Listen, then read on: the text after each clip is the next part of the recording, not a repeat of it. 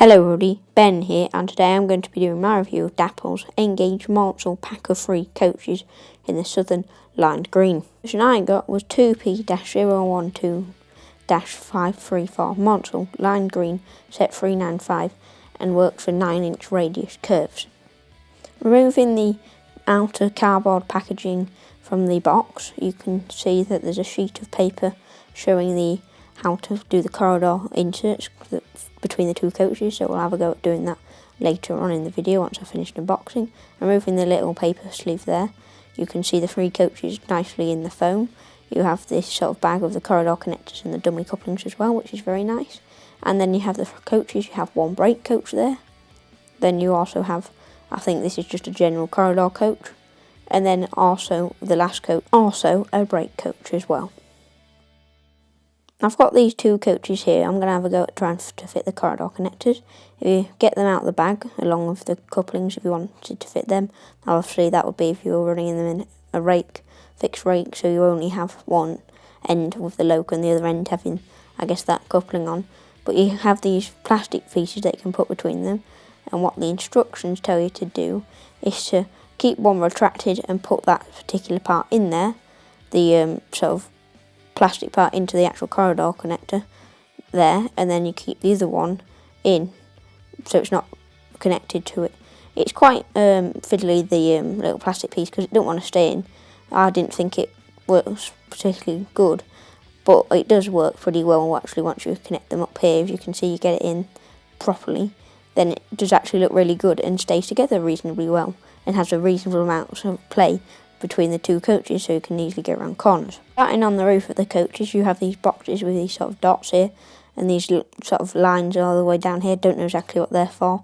And then you've got both of them on the other side. I think these are something to do with the lights. Don't know exactly what they're called. I think they're called torpedo vents, but I'm not sure. But they all look very nice and very good, especially when you look up close, as you can see here. It's exactly the same on other coaches, except it is a bit different at the same time though, because the details in a different position, but they are all the same details. You can see though that, for example, you've got paint and various glue marks and fingerprints. It's just a bit dirty, I would say, the roofs are. They're not the best roofs, and you can see that's the same on the other coaches as well. I don't know exactly if this is just an isolated issue on my coach or whether or not that's from me, but I don't think it is. So these roofs may just need a clean once you've got them out of the box.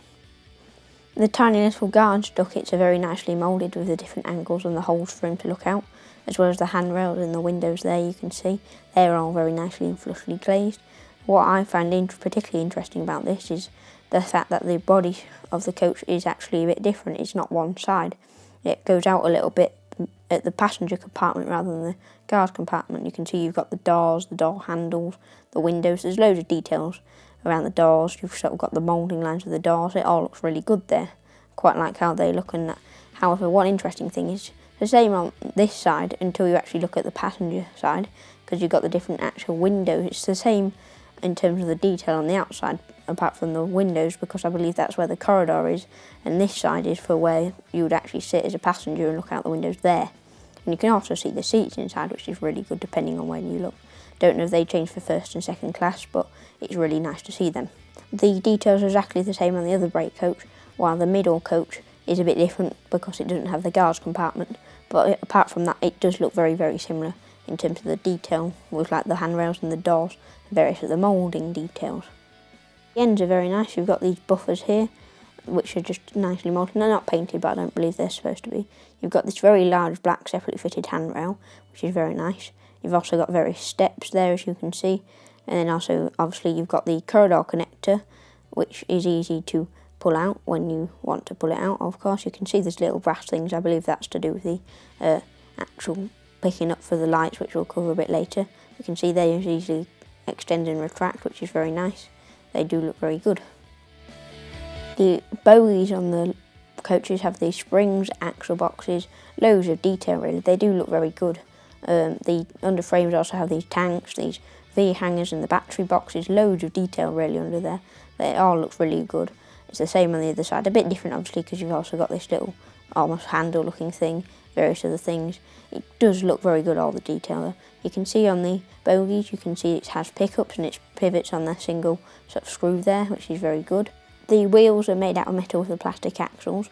However, so I believe it's the pickups for the lighting isn't that good because it seems to be very drag heavy. But the couplings are NEM and they just pivot very nicely. The lining and every other painted detail seems to be done to a very high standard. You've got the lining around the sort of windows and on the bodywork. You've got the third lettering, which is very nice, especially when you look up close. You've got the gold painted handrails, the smoking and no smoking on the windows, the weight and the running numbers. They're all very good, really. You can see there's a very nice wood effect around the windows. You can see there's the different smoking signs, I guess they're for smoking and non-smoking. You got the first there as well. It all looks really, really good. It's probably one of the best liveries that I've actually seen on a coach, really, compared to the BR and the crimson liveries that I've seen. You can also see these sort of white painted windows, and it all does look very good. The coach is done to a very high standard.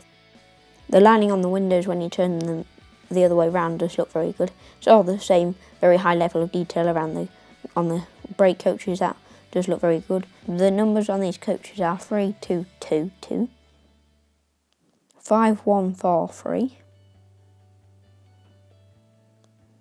and 3223, I believe.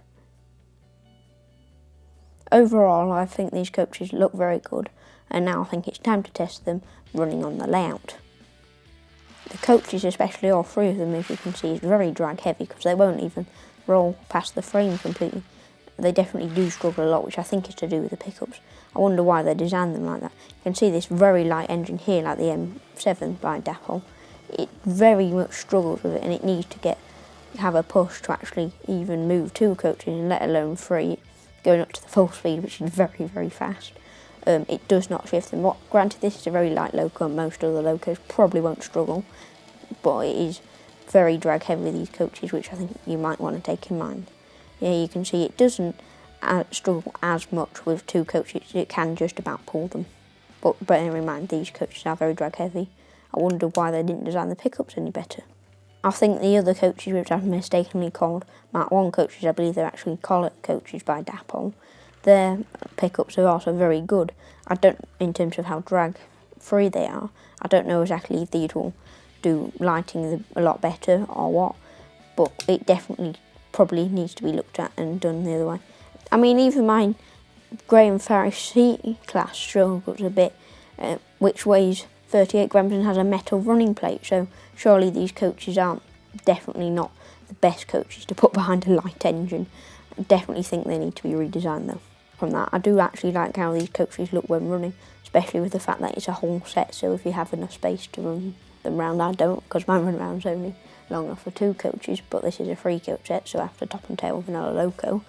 But it does look very good when running, especially with the fact that I like how there's a brake coach on each end, which sort of makes it look nicer than the one, if you say just have a single brake coach on the end of a train, it just looks a bit odd to me, but I think that's just personal choice.